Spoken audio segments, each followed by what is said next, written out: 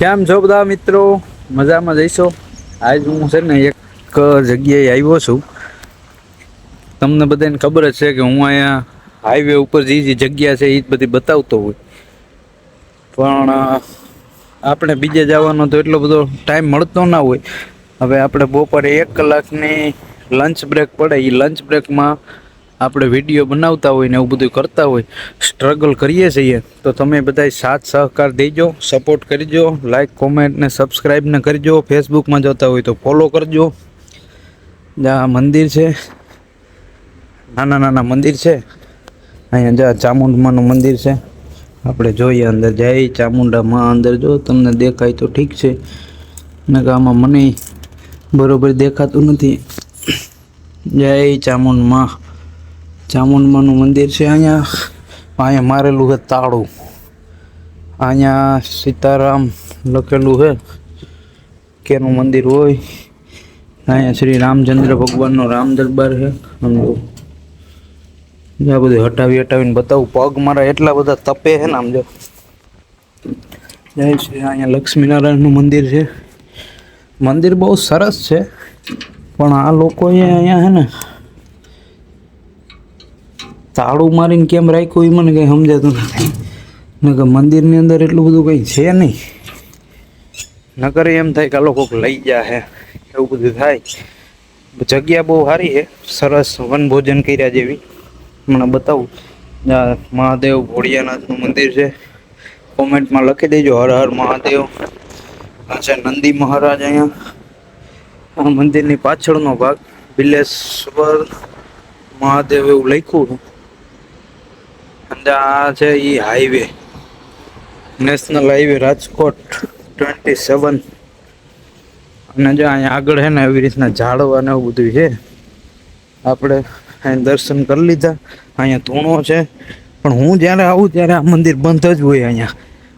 અને આમ તો એ રોડ માથે કે આવી રીતના હોય ત્યાં નાના નાના મંદિરની કોઈ નોંધ લેતું નથી. પણ મંદિર બહુ રળિયામણું છે. જો અહીંયા આવી રીતના આ કંઈક રૂમ છે. હા, મેં જો કહું કે ભાઈ હુતા છે, ખબર નહીં હવે કોણ હોય. હું અહીંયા આવ્યો હું અત્યારે નાસ્તો લઈને આવી ગયો હું. આપણે અહીંયા બેહીને નાસ્તો કરવાનો હજા ઝાડવા નીચે બેહી. આપણે અહીંયા એક પાણો મસ્ત પડ્યો છે. પાણામાંથી બેસીએ, નાસ્તો ને એવું કરીએ. આમ ઓલી બાજુ અહીંયા કોકનું ખેતર લાગે, કડબ વાવી હોય એવું લાગે. આ શેનું ઝાડવું છે એ કંઈ સમજાતું નથી. આમાં જો આવા ફળ આવે. જો આ શેનું ઝાડવું છે જરા કોમેન્ટમાં કહીજો. જગ્યા બહુ સારી છે, નાની છે, રોડના કાંઠે છે, પણ બહુ સારી છે. અને આપણે શું હોય બપોરે ટાઈમ મળે એટલે આવી રીતના વિડીયોને ઉતારતા હોય.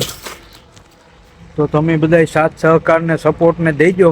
તો આપણે આગળ નવા વિડીયો તમને બધાને બતાવીશું. અને મારી પાસે તો જેટલો ટાઈમ મળે એટલા ટાઈમમાં હું આ વિડીયોને એવું બધું શૂટ કરતો હોય ને એવું બધું કરતો હોય.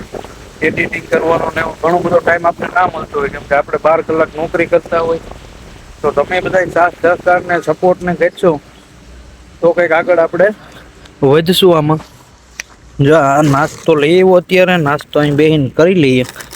બાલાજીની વેફર ને એવું બધું છે નાસ્તામાં, સોડા ને એવું બધું.